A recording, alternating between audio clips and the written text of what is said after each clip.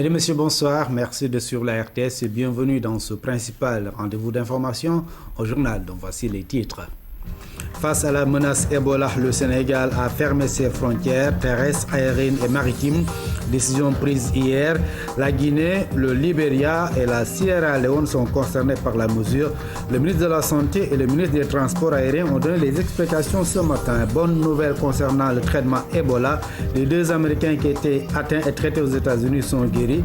Un traitement expérimental qui pourrait être utilisé en Afrique. Le dossier du vendredi porte sur les mareyeurs, un secteur porteur, même si les mareyeurs demandent la baisse du prix du carburant et un accès plus facile à la carte mareyeur. Je vous le disais tantôt dans les titres de ce journal, face à la menace Ebola, le Sénégal a pris la mesure de fermer ses frontières terrestres, aériennes et maritimes avec la Guinée, le Libéria et la Sierra Leone. Le ministre de la Santé et de l'Action sociale, le ministre du Tourisme et des Transports aériens ont confirmé cette information lors du lancement du plan stratégique de santé communautaire compte rendu Mamfat Fati. 1393 cas confirmés du virus Ebola ont été notés en Guinée, Libéria, Sierra Leone et le Nigeria. Face à l'ampleur de l'épidémie, le Sénégal renforce les mesures préventives pour éviter toute contamination. Une fermeture et une surveillance des frontières sont de mise. Le Sénégal est monté d'un cran par rapport à notre riposte. C'est une riposte qui est vraiment multisectorielle. C'est une riposte qui a l'appui au plus haut niveau et c'est une riposte aussi qui a été décentralisée au niveau des régions, au niveau des districts et au niveau communautaire. Le renforcement de la surveillance au niveau de nos frontières et le second acte est la fermeture de la frontière dans la région sud. L'épidémie d'Ebola ne pose pas seulement un problème de santé publique, elle met aussi en danger les secteurs de l'économie et le tourisme. Outre la fermeture des frontières, le Sénégal a aussi renforcé le dispositif à l'aéroport de Dakar. Nous avons effectivement renforcé ce dispositif de protection en suspendant les dessertes qui effectivement donc nous reliaient aux pays qui sont effectivement affectés par Ebola. C'est depuis hier et nous sommes en train, avec vous et avec l'ensemble des départements concernés, parce que la question est une question transversale, de suivre effectivement la gestion de ce problème. Cette rencontre a été aussi une occasion pour le lancement du plan stratégique de santé communautaire. L'objectif est d'assurer un accès universel à des services de santé de qualité. La décision est donc tombée hier. Le Sénégal a fermé ses frontières terrestres, aériennes et maritimes avec les pays où sévit la fièvre Ebola. Cette décision intervient après la visite du ministre de la Santé à Kolda au dernier poste frontalier avec la Guinée. Professeur Aoumari Kolsek s'est aussi rendu à Médina Gounass. Oumar Diaw. Le cœur de l'hivernage bat à un bon rythme dans cette partie du pays. La verdure domine les paysages et la vie semble se dérouler tranquillement. Les bruits de la capitale sont loin. La visite du ministre de la Santé vient rappeler qu'un ennemi rôde. Par la grâce de Dieu, nous n'avons jamais vu de cas suspects d'Ebola ici ou de personnes présentant des signes ou symptômes en rapport avec Ebola. De notre côté, la surveillance continue en collaboration avec les forces de l'ordre. Vraiment, le dispositif est mis en place pour sensibiliser la population sur les mesures à prendre pour éviter l'épidémie Ebola. Alors la sensibilisation tourne surtout autour des mesures d'hygiène, élémentaires tels que le lavage des mains. Kalifourou Linkering, dernier poste de contrôle frontalier. Douaniers, policiers, gendarmes et agents d'hygiène sont en première ligne. En période d'épidémie, leur mission de sécurisation classique se double d'une surveillance sanitaire. Mais verrouiller les frontières relève d'une gageure en Afrique. Il y a cette route principale, mais il y a énormément de routes secondaires. Il y a des pistes, il y a tout pour rentrer aussi au Sénégal. C'est le problème des frontières, particulièrement dans nos pays, surtout au niveau de la CEDEAO, mais aussi c'est le problème des frontières partout dans le monde. Il faut faire 35 km en territoire sénégalais si l'on vient du sud pour tomber sur le premier poste de contrôle. Faudrait-il avancer le poste? En attendant, les personnels de santé mettent le focus sur la prévention. Il n'y a pas eu de cas, seulement il y a eu des groupes de personnes qui venaient soit de Sierra Leone, un autre groupe qui venaient du Libéria, qui ont été isolés par précaution. Mais ils n'avaient même pas de signe. Avant d'entrer au poste de santé, lavage obligatoire des mains pour tout le monde, pour venir ensuite dire bonjour aux patients. Le geste est devenu un réflexe. On a changé de comportement vis-à-vis des comportements habituels, c'est-à-dire on ne se lavait pas les mains. Maintenant, on a entendu qu'il faut le lavage des mains au moins pour s'abstenir de la maladie. Cette visite-là, vraiment, ça permet de mieux prendre en compte la campagne que les gens mènent. Parce que si elles voient la ministre de la Santé arrive, ils savent que donc, c'est une réalité. Pour renforcer et affiner les diagnostics, des moyens modernes pourraient être mis à la disposition des postes frontières. Il existe des scanners thermiques qu'on pourrait mettre au niveau des frontières pour que les gens en passant, qu'on voit s'ils ont de la fièvre ou pas. Medina Gounas était incontournable dans cette visite au pas de charge du ministre et de ses conseillers. Professeur Awamari Kolsek a sollicité les prières du calife qui à son tour a profité de l'occasion pour soumettre quelques doléances ayant trait à la santé des populations. En mauvaise posture, à l'image de ce panneau, la Guinée a besoin du soutien de tous. Les préparatifs du Hajj 2014 se déroulent normalement. Au niveau du hangar de l'aéroport de Dakar, plus de 3500 pèlerins sont déjà enregistrés à ce jour. Le commissariat général qui a reçu la visite du ministre des Affaires étrangères demande aux pèlerins de venir s'inscrire. Hamidou Diop. C'est en plein travail que le ministre des Affaires étrangères a trouvé les agents des services de l'État déployés dans ce hangar pour faciliter aux pèlerins les préparatifs. Le dépistage, la confection de cartes d'identité et de passeports, entre autres, se déroule normalement. Pour le transport des pèlerins, des garanties fermes sont données par Senegal Airlines. Le ministre constate avec satisfaction le travail du commissariat général. Nous sommes réjouis de l'état des préparatifs qui est excellent. Et nous avons encouragé tous les acteurs à poursuivre le travail. Vous l'avez dit tout à l'heure, nous en sommes à quelques 1650 pour ceux qui sont inscrits pour le privé et 1614 pour ce qui est de l'encadrement officiel. Le total fait 3000 et quelques. 3500 et c'est le rythme normal. Le pèlerinage 2014 coïncide cette année avec la mobilisation contre le virus Ebola. Pour parer à toute éventualité, le Sénégal a renforcé son équipe médicale.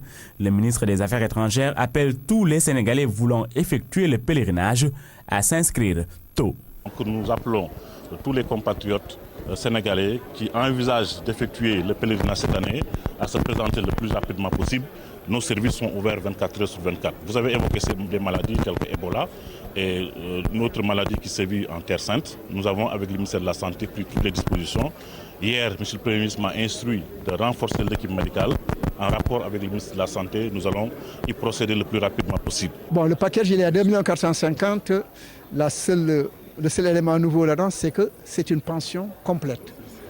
C'est-à-dire, vous débarquez avec votre valise, vous ne vous occupez plus de rien du tout, sinon de ce pourquoi vous êtes allé là-bas, pour le pèlerinage. Il s'occupe de la propreté de votre chambre, il s'occupe de votre alimentation, il s'occupe même de les draps, la propreté des draps, et même de l'eau que vous buvez à l'intérieur de vos chambres. Le premier vol du pèlerinage musulman est prévu le 19 septembre et cette année, le Sénégal a retrouvé son quota de 10 500 pèlerins. Autre innovation, la durée du pèlerinage a été réduite de quelques jours pour parfaire l'organisation. Hier, vous avez suivi sur nos antennes la réception des deux bateaux Agen et Diambogne. À la veille de la cérémonie de réception de ces deux navires, Agen et Diambogne, les partenaires coréens ont offert un dîner d'échange à la délégation sénégalaise. La croisière a eu lieu à Busan, c'est la deuxième ville de la Corée du Sud. Envoyés spéciaux en Corée du Sud, Jeanne Dior et Khalid Bey. Le Tiffany a accueilli ses hôtes le temps d'une croisière sur les eaux de Haeundae à Busan. Ce dîner avant tour d'affaires est le résultat d'un bel exemple de partenariat entre le Sénégal et la Corée du Sud. Tout est parti d'une signature de convention pour un financement de projets d'infrastructures et d'équipements maritimes. Coût global, 24 milliards de nos francs. Ce projet MIEP a été financé sur les fonds de coopération et de développement économique de la Corée, fonds EDCF. C'est un fonds qui appuie les pays en développement à pouvoir mettre en place des infrastructures et des équipements qui permettent de booster leur développement. Actuellement, il y a un navire qui est le navire Aline Sitoé Diatta qui assure la liaison, mais ce navire est plus un navire de passagers. Donc les navires Agen, c'est des navires ruraux qui transportent aussi bien des passagers que des marchandises à travers des camions et des conteneurs. Une réalisation au profit du commerce sénégalais à travers l'exportation de nos produits locaux. L'État du Sénégal a fait construire ces navires Aiguin et Diambogne pour permettre aux opérateurs économiques de la Casamance de mieux transporter l'ensemble de leur production et de pouvoir les acheminer dans les grands centres de commerce du Sénégal. L'aspect sécuritaire n'est pas à occulter. Korea Registre Engineering, le bureau de registre coréen, était chargé du suivi et du contrôle technique des travaux afin de garantir le respect des normes internationales requises dans la construction navale et portuaire. Ainsi, l'on peut garantir une assurance vie à ces navires. À travers l'expertise que nous avons, aussi bien au niveau de la navigation, nous avons suivi la construction des 2 navires. Nous avons effectivement participé avec le KRE, le Korean Register, du suivi de la construction du navire et ça répond aux normes qui sont liées à ce type de transport maritime à passagers entre Dakar et Ziguinchor. Côté sécurité, tout a été conforme à la réglementation et vérifié, bien sûr, lors des essais et validé par le KRE, c'est-à-dire le bureau de classification coréenne. De belles notes ont constitué la musique de fin de cette croisière, des mélodies appréciées par la délégation sénégalaise qui a rejoint le pont supérieur du Tiffany pour humer l'air marin frais du Hyundai Beach et profiter de cette vue imprenable sur le vaste océan. Je vous livre à présent ce communiqué de la haute autorité chargée de la coordination de la sécurité maritime, de la sûreté maritime et de la protection de l'environnement marin, ASMAR. Le navire battant pavillon tanzanien dénommé Sea Soul 1, arrivé en rade extérieure du port de Dakar le samedi 9 août 2014 à 5h10, a coulé le mardi 12 août 2014 vers 14h25 au niveau du point de mouillage qui lui a été assigné en attendant son entrée au port. Les 12 membres de l'équipage ont été secourus et mis à la disposition de la gendarmerie nationale. Selon le manifeste, le navire transportait une cargaison en transit à Dakar constituée de 45 conteneurs de 20 pieds dont 37 contiendraient des cartouches de chasse, 4 des fusils de chasse et 4 autres de la poudre de chasse conditionnés dans des fûts en carton. 5 minutes après l'incident, la ASMAR a été alertée par le Centre de coordination des opérations de la Marine nationale conformément aux dispositions du plan national d'intervention d'urgence en mer. La ASMAR a aussitôt mis en place un comité national de coordination CNC. Ce comité est constitué de toutes les parties prenantes à la gestion d'un tel incident et travaille dans le cadre d'une démarche interministérielle à la fois inclusive et participative. Dès sa mise en place, le CNC a décliné un certain nombre de mesures de sécurisation et de sauvegarde. Ces mesures se sont matérialisées notamment par la sécurisation immédiate de la zone de l'incident, la surveillance maritime ainsi que des opérations de plongée sous-marine pour évaluer la situation de l'épave et des conteneurs immergés. Le balisage de l'épave, la mise en œuvre d'aéronefs en appui à la surveillance maritime, la mise en demeure de l'armateur via son agent consignataire pour faire cesser tout risque auquel le domaine maritime national est susceptible d'être exposé du fait de l'incident. L'ouverture d'une enquête maritime et d'une enquête judiciaire aux fins de situer les responsabilités des opérations de récupération de conteneurs à la dérive, l'organisation de patrouilles sur les plages, des actions de sensibilisation à l'endroit des riverains et des acteurs de la pêche. Le CNC reste actif et une posture opérationnelle permanente est adoptée par les structures impliquées pour assurer la sécurité des populations ainsi que celle des usagers de la mer et en même temps protéger l'environnement marin. Dans ce cadre, 3 des 4 conteneurs qui étaient à la dérive ont été retrouvés et sécurisés après le constat de l'ouverture d'un parmi eux qui a coulé avec le navire et ce avec le concours de société de la place face à la défaillance de l'armateur dont la responsabilité reste totalement engagée.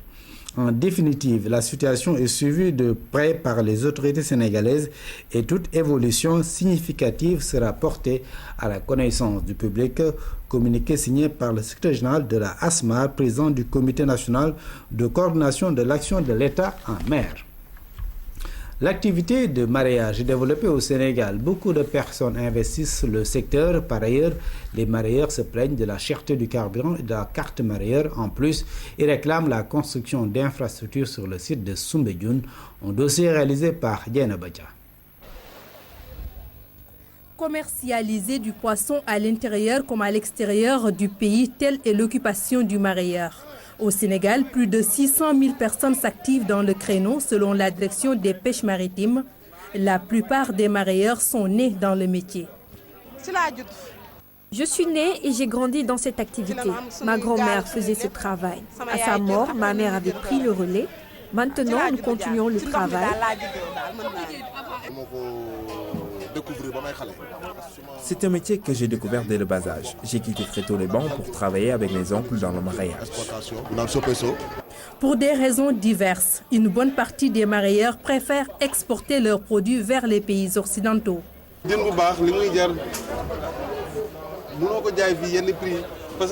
Les bons poissons coûtent cher et les Sénégalais n'acceptent pas généralement de mettre le prix qu'il faut. Ils préfèrent aller acheter de la viande. Ils ne donnent pas beaucoup d'importance aux poissons. Les mareyeurs sont scindés en 3 catégories. La première et la deuxième se limitent à la commercialisation intérieure. Seule la 3e catégorie concernant les usines et les navires de pêche est autorisée à faire de l'exportation. Pour ce faire, les individus recourent au service des usines de conservation. Procède au triage, c'est-à-dire à la sélection. Parce qu'il peut arriver un produit qui n'a pas la qualité. Il nous faut absolument la qualité. Donc après le triage, automatiquement le produit est mis sous emballage, glacé et mis dans la chambre. En attendant, parce qu'il peut arriver que tu fais une collecte de 48 heures pour une expédition. Ça dépend du poids de la commande. Tu as une commande quand même qui ne te permet pas de collecter le produit pour 24 heures, tu es obligé de faire 48 heures, voire 72 heures. Pour exercer le métier de mareyeur, il faut acheter des produits sur des quais agréés. Or, le Sénégal ne dispose que 8 quais de pêche. C'est Wakam, c'est Ant, c'est Tchao, c'est Joa, Mbou, Kaya, Boudodi et Kafountine. Et c'est des quais qui aujourd'hui disposent aussi de responsables de qualité. Soumbédioune, un site de pêche très prisé par les Dakarois, n'a pas d'agrément. Une situation que déplorent les mareyeurs. Soumbédioune n'a ni quai de pêche, ni marché de poissons. Pendant l'hivernage, nous avons tous les problèmes du monde. C'est dû au fait qu'il n'y a pas d'espace. C'est un quai très exigu, il n'y a pas d'espace. On ne peut pas y construire un quai, peut-être un mini-quai. La rareté des ressources halieutiques, le matériel de froid et la cherté des cartes mareyeurs sont entre autres questions soulevées par les acteurs du secteur. Actuellement, le carburant coûte cher. Du coup, les pêcheurs ne vont pas régulièrement à la mer, ce qui freine notre travail.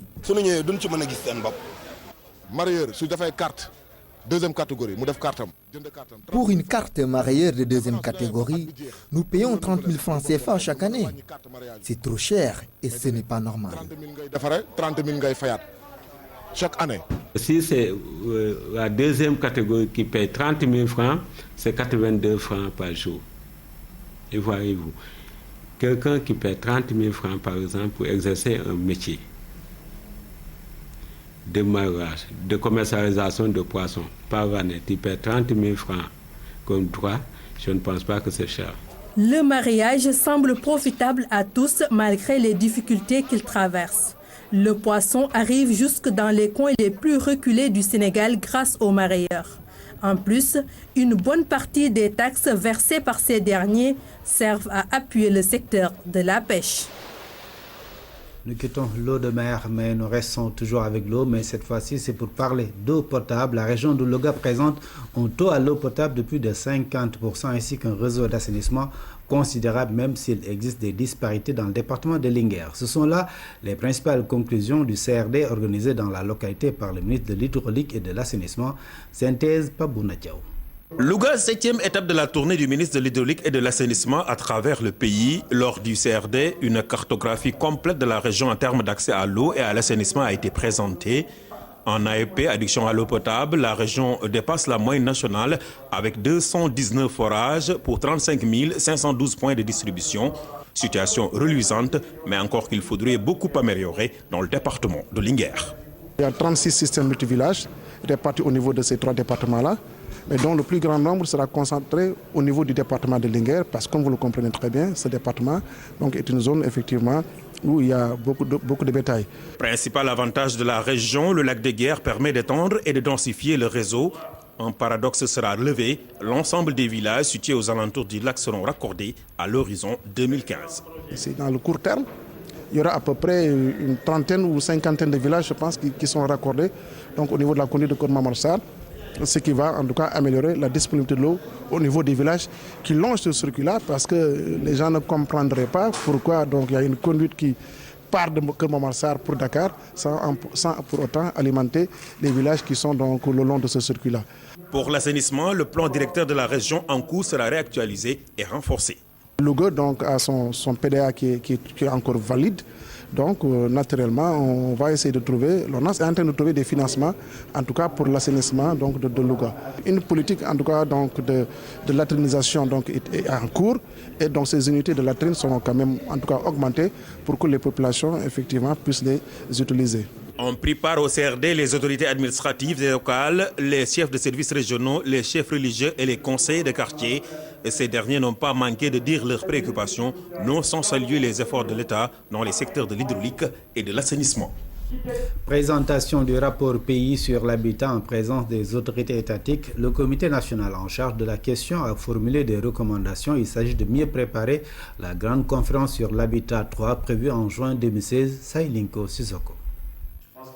Parvenir à articuler développement urbain et développement durable, mais aussi promouvoir le logement pour tous. Telles sont les quelques propositions de ce rapport. Et pour cela, je pense que le Sénégal est dans le bon sens, puisque comme vous le savez, le Sénégal a entrepris une large politique de développement de pôles urbains, dont les pôles de Diamniadio et de La Grosse viennent d'être lancés. En plus, le Sénégal, à travers le PSE, va développer une accélération de l'offre de l'habitat social, ce qui permettrait peut-être, dans le cadre de l'articulation entre ces deux politiques, de favoriser un développement urbain plus harmonieux et un accès plus facile aux couches les moins favorisées à un habitat décent. Le gouvernement du Sénégal fait des efforts pour l'accès de chaque citoyen à un toit décent. Les recommandations du rapport pays seront en conséquence prises en considération. Ainsi, les rapports nationaux qui devront être élaborés avant la première réunion du comité préparatoire Habitat 3 prévue à New York les 17 et 18 septembre 2014 devraient examiner la mise en œuvre du programme Habitat 2 et les nouveaux défis à relever, les tendances récentes et la vision prospective pour des habitats viables et le développement durable en milieu urbain, ainsi que les questions intersectorielles de manière équilibrée. Les acteurs de la question du logement ont partagé leur avis sur ce rapport pays, une étape importante avant la grande conférence sur l'habitat 3 en juin 2016. L'expérience sénégalaise en développement local pour accompagner le Sénégal vers l'émergence. Un concours a été lancé par le programme Connaissances innovatrices et développement local. Objectif, identifier et capitaliser les expériences innovantes en la matière. Le concours est ouvert aux collectivités locales et aux organisations communautaires de base. Notre reporter Mamadou Laminba a assisté à son lancement, c'était hier. Le programme Connaissances innovatrices et développement local a lancé le concours national sur les pratiques innovantes en matière de développement local au Sénégal. L'eau, la santé et l'éducation en sont les axes prioritaires. L'initiative, fruit de la coopération sénégalo-italienne, vise à inciter les acteurs locaux à entreprendre des actions pour une autoprise en charge. Nous voulons dans ce concours encourager les collectivités locales et les organisations communautaires à s'engager dans le positionnement par rapport aux problématiques de développement territorial déjà ressorties dans les documents de planification locale. Je rappelle que par pratique innovante, ce ne sont pas des pratiques routinières. Il s'agit soit de pratiques réactives en réponse à des problématiques qui existent, ou bien de pratiques visant soit à valoriser les ressources territoriales, soit à profiter des opportunités. Une vision nouvelle pour assurer le développement à la base par la base. Nous pensons que le développement local, ce n'est pas seulement une politique publique portée par l'État. Le développement local, ce n'est pas seulement des projets-programmes soutenus par les partenaires au développement. Le développement local, c'est d'abord des initiatives initiées, portées et maîtrisées par les acteurs territoriaux et visant la revitalisation du territoire, visant la démocratisation de l'accès aux services sociaux de base ou bien visant à promouvoir la gouvernance territoriale. Et c'est cela que nous voulons encourager. Le concours va durer 2 ans. À son terme, 3 collectivités locales et 3 organisations communautaires de base seront sélectionnées et primées à l'échelle nationale. Les meilleures expériences en développement seront vulgarisées au plan international.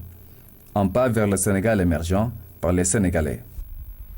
La biotechnologie, un terme pas trop usité dans le langage médiatique. Pour une meilleure compréhension de celle-ci, l'Autorité nationale de biodiversité a organisé un atelier de formation et d'information pour la presse sénégalaise. L'objectif est de faciliter la communication en matière de biotechnologie. Aïda Mamadou Diop. Un peu partout dans le monde, on fait appel de plus en plus aux biotechnologies pour définir les politiques agricoles, sanitaires et environnementales. Cette option stratégique s'applique aussi au secteur industriel. Faire comprendre les biotechnologies aux populations devient dès lors un impératif, d'où la tenue de cet atelier de formation destiné aux médias. On voudrait que vous soyez à l'aise en vous exprimant ou bien en prenant votre plume pour écrire sur les biotechnologies. Parce que souvent, c'est des termes techniques. Et nous voulons que vous soyez familiers avec ces termes pour écrire. Parce que souvent, quand on livre un message, il est important que le message ne souffre d'aucune incohérence ou bien d'erreur. Les médias donc sont appelés à jouer ce rôle de relais auprès des populations afin qu'elles prennent toute la mesure des enjeux liés aux biotechnologies et à la biosécurité. L'intérêt pour moi aujourd'hui, c'est ces questions-là qui sont très souvent expliquées de manière scientifique, que moi je puisse les intégrer, les comprendre carrément, pour qu'à la fin je puisse, à partir de ce que je connais, le peu que je connais, que je puisse, pourquoi pas faire des reportages ou faire des zooms, mais avec des focus sur les questions de manière plus simple. Je crois que c'est des termes qu'il faut détailler aux lecteurs afin qu'ils puissent aussi comprendre ce que c'est la biotechnologie. Cet atelier de formation entre dans le cadre de la communication en matière de biotechnologie. Il devrait permettre aux journalistes de disposer des outils nécessaires au traitement de l'information relative à la biotechnologie. L'autorité compte organiser d'autres rencontres du genre afin de sensibiliser les populations sur l'importance des biotechnologies modernes. Actualité hors de nos frontières, comment éradiquer l'épidémie d'Ebola en Afrique de l'Ouest? Le Libéria reste le pays le plus touché. 2 quartiers de la capitale, Monrovia, restent placés en quarantaine. Le pays compte 576 victimes sur les 1350 personnes mortes selon le dernier bilan de l'OMS. Dans la capitale, seuls quelques camions du Programme alimentaire mondial sont venus approvisionner les populations. C'est la cohue pour obtenir un sac de riz. L'aide alimentaire est arrivée dans le bidonville de West Point, dans la banlieue de Monrovia au Libéria. Les autorités ont mis en quarantaine tout un quartier pour éviter la propagation du virus Ebola. Les prix des aliments ont explosé, la colère des habitants ne faiblit pas. On achète une portion de Libéria. Quand on nous donne du riz, on se réjouit bien sûr. Mais ce que nous voulons, c'est la liberté, qu'ils nous ouvrent la route et nous irons nous-mêmes chercher à manger. 75 000 personnes s'entassent dans un espace très réduit. Furieux, les habitants de West Point ont essayé de mettre fin mercredi à leur isolement. Mais les soldats ont ouvert le feu. 4 personnes ont été blessées. À 4 heures ce matin, ils ont déployé la police, les forces armées du Libéria et l'immigration. Ils nous ont battus, ce n'est pas une façon de faire. Aujourd'hui, West Point est toujours quadrillé par les forces de l'ordre. Les autorités justifient ces mesures. C'est au Libéria que le taux de mortalité du virus Ebola est le plus important. Le gouvernement aime son peuple et veut que les habitants aillent bien et qu'ils restent en bonne santé. L'épidémie est prise au sérieux. En dépit de cette distribution, les ONG craignent de nouvelles pénuries. Mais du côté de West Point, les habitants ne se battent pas seulement contre Ebola. Ils luttent surtout pour retrouver leur liberté de mouvement. Je vous le disais dans les titres de ce journal par rapport à Ebola, il y a de l'espoir. 2 Américains ont été guéris du virus Ebola. Les recherches sur le virus progressent lentement. Le véritable espoir d'éradiquer cette maladie serait un vaccin préventif. Il pourrait être disponible en 2015 selon un institut public américain.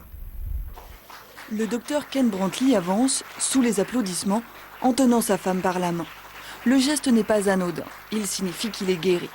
Ken Brantley est le missionnaire américain qui a contracté le virus Ebola fin juillet au Libéria. Aujourd'hui est un jour miraculeux. Je suis ému d'être vivant, en bonne santé et de retrouver ma famille. Tout comme Nancy Wright-Ball, l'autre américaine contaminée par Ebola, Ken Brantley avait été rapatrié aux États-Unis pour y être traité. Ce que nous avons appris en nous occupant d'eux va aider le monde à comprendre comment traiter l'infection due au virus Ebola. Et nous l'espérons, à améliorer les chances de survie dans les pays où les patients infectés sont pris en charge. Les médecins ne peuvent pas affirmer avec certitude que la guérison des 2 Américains est due à l'administration d'un traitement expérimental, le ZMapp, qui n'avait encore jamais été utilisé sur des humains. Pour l'heure, la prise en charge médicale doit donc se concentrer en priorité sur les symptômes des malades. Ils perdent des fluides à cause des vomissements, des diarrhées et des saignements. Donc, renouveler ces fluides par injection intraveineuse est probablement la meilleure chose à faire pour faire baisser le taux de mortalité. Les recherches sur le virus Ebola progressent très lentement. Extrêmement dangereux, il ne peut être manipulé que dans des laboratoires de protection maximale, d'IP4. Il en existe une 30aine dans le monde. Face à l'ampleur inédite de cette épidémie, l'Organisation mondiale de la santé a exceptionnellement permis l'utilisation de médicaments et de vaccins expérimentaux. Le ZMapp est le candidat le plus prometteur en ce qui concerne les traitements, mais ses stocks sont déjà épuisés. Le véritable espoir d'éradiquer cette flambée d'infection serait un vaccin préventif. De ce côté-là, les travaux les plus aboutis sont ceux d'un institut public américain qui annonce qu'un vaccin pourrait être disponible en 2015. Retour chez nous, le CICES a accueilli la 9e édition de la conférence religieuse du collectif des femmes d'affaires musulmanes, COFAMUS. Le rôle de la femme musulmane dans la société était le thème discuté au cours de la rencontre religieuse Côte de Seine. Le rose et le blanc, 2 couleurs choisies par les membres du collectif des femmes d'affaires musulmanes, COFAMUS. C'est à l'occasion de la 9e édition de leur conférence religieuse. L'islam est paix et amour, c'est le message que ces dames soucieuses de l'émergence de leur pays ont voulu transmettre. Nous profitons de cette occasion pour remercier le chef de l'État, les membres de son gouvernement, le Premier ministre et toutes les personnes qui nous ont assistés. Et toutes les délégations, les missions diplomatiques, toutes les personnes qui nous ont assistés, les autorités religieuses. Toutes ont bravé la forte canicule pour chanter le nom d'Allah et pour rendre hommage à 2 membres disparus. Cette édition était spéciale pour nous. Parce que nous venons de perdre notre conférencier, notre parrain numéro 1, Ibrahima Barham Diop, et une de nos marraines, Sokhna Lali Thiawlaye. Cette édition, c'était pour leur rendre hommage. À l'instar des éditions précédentes, la conférence religieuse de cette année a également pris fin par un tirage de billets pour la Mecque. La société Eiffage a remis ce matin un important lot de matériel à l'Association des femmes pour le bien-être social de la RTS dans le cadre de la journée d'investissement humain organisée ce samedi à 10h dans les locaux de la RTS. Khadim Bey. Un important lot de matériel remis à la FABES.